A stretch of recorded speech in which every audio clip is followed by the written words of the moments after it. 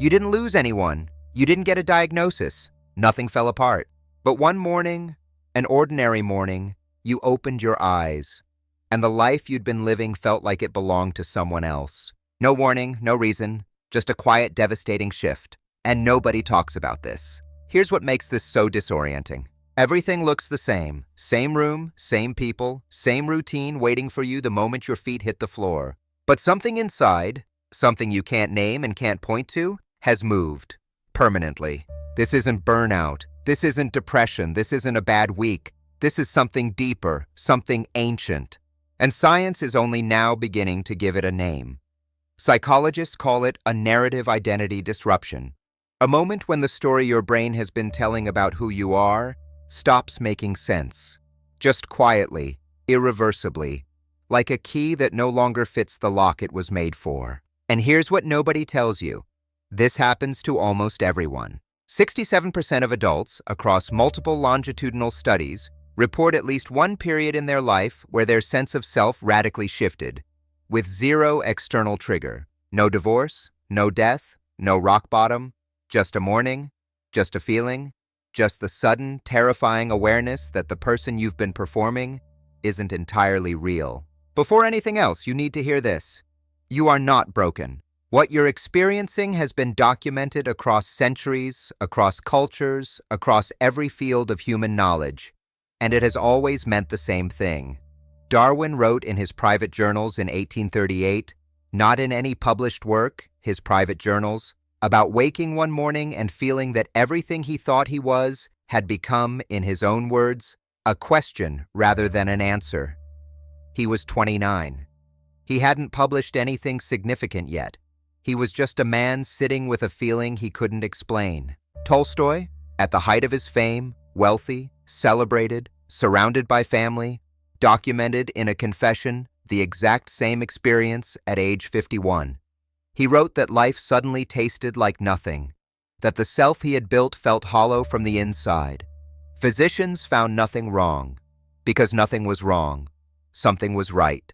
Something was finally, painfully, honestly right. These weren't crises. These were calibrations. The Harvard study of adult development, 75 years of data, the longest-running scientific study of human happiness ever conducted, found something remarkable. The subjects who reported the most meaningful final decades were not the ones with the smoothest lives. They were overwhelmingly the ones who had experienced at least one profound, unexplained internal shift and had the courage to take it seriously. Not the people with the easiest lives, the people with the most honest ones. So why does this happen? And why does it happen without warning? Your brain is not a recording device. It's a prediction machine. Every single day, your brain runs a model, a working simulation of who you are, what you want, and how the world works. Neuroscientist Dr. Lisa Feldman Barrett at Northeastern University has spent decades proving this. Your brain doesn't react to life, it predicts it. And for years, maybe decades, your predictions held. The model worked. You knew your role, you played it well, but underneath the surface, something else was happening. Every conversation that left you quietly unsatisfied, every achievement that felt emptier than expected, every version of yourself you kept postponing, every morning you woke up and pushed a feeling down before it could finish forming, all of it was accumulating. Not loudly, not in any way you could track, just building, until the brain reaches what researchers call a threshold point. And then, often during sleep, during REM cycles specifically, the brain does something extraordinary. It strips the emotional charge from thousands of stored memories. It looks at the pattern, and it rewrites the primary narrative, the story of who you are. You wake up, and the rewrite is already done. That different feeling isn't confusion. It's the first moment of clarity you've had in years. Your brain, the most sophisticated prediction system in the known universe, is sending you one message. The old model no longer fits reality. Update required. But here's why it hurts. Even when the old version of yourself wasn't fully working, even when it was exhausting, hollow, quietly suffocating, it was familiar. And the brain treats familiarity like safety. Losing it feels like grief. Because neurologically, it is grief. The technical term is identity foreclosure dissolution, when a self-concept you've inhabited for years becomes inaccessible.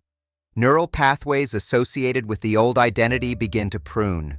It is a biological loss. The body mourns it like any other. And this is where most people make the critical mistake. Terrified by the vertigo of not knowing who they are anymore, they rebuild fast. New goals, new distractions, new noise. Anything to stop the disorienting silence of becoming. They take the feeling and bury it under action, under productivity, under the performance of being fine. And it works, for a while. But research on suppressed identity shift events tells us something important. The shift doesn't disappear. It waits.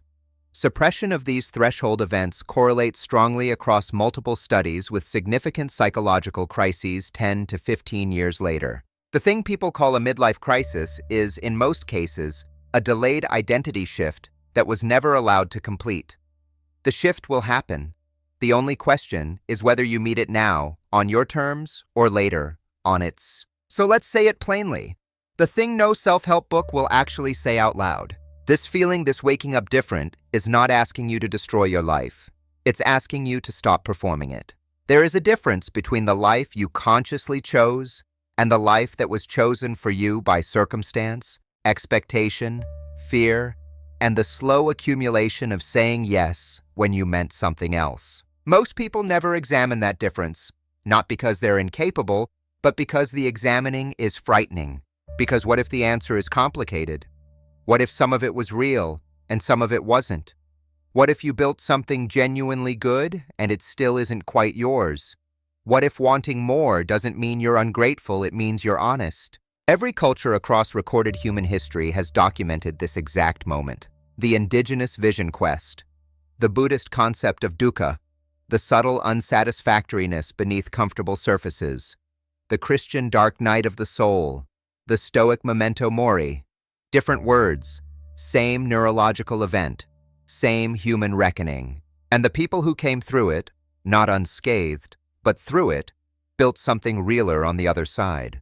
Viktor Frankl, stripped of everything in a Nazi concentration camp, discovered the one thing that couldn't be taken, the freedom to choose meaning. He didn't just survive, he transformed. And the philosophy he built from that transformation has since helped millions of people find purpose in their own suffering. Maya Angelou described years of near silence after trauma, and then a morning, a gradual morning stretched across months, where a new voice emerged. Not the voice she'd been given, the voice that was actually hers. These weren't extraordinary people who had extraordinary experiences. They were people who refused to look away from an ordinary, terrifying human truth. You cannot unknow what you now know about yourself. And that is not a curse. That is the beginning. Because here's what the data, the neuroscience, the 75 years of Harvard research, the private journals of Darwin, and the published confessions of Tolstoy, and every human being who has ever sat with this feeling and come out the other side all agree on. This is not the end of who you are.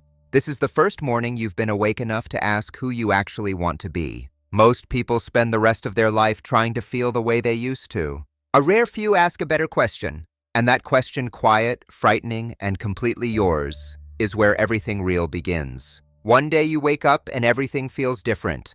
Most people spend the rest of their life trying to feel the way they used to. A rare few ask a better question. What if this is the first morning I've actually been awake?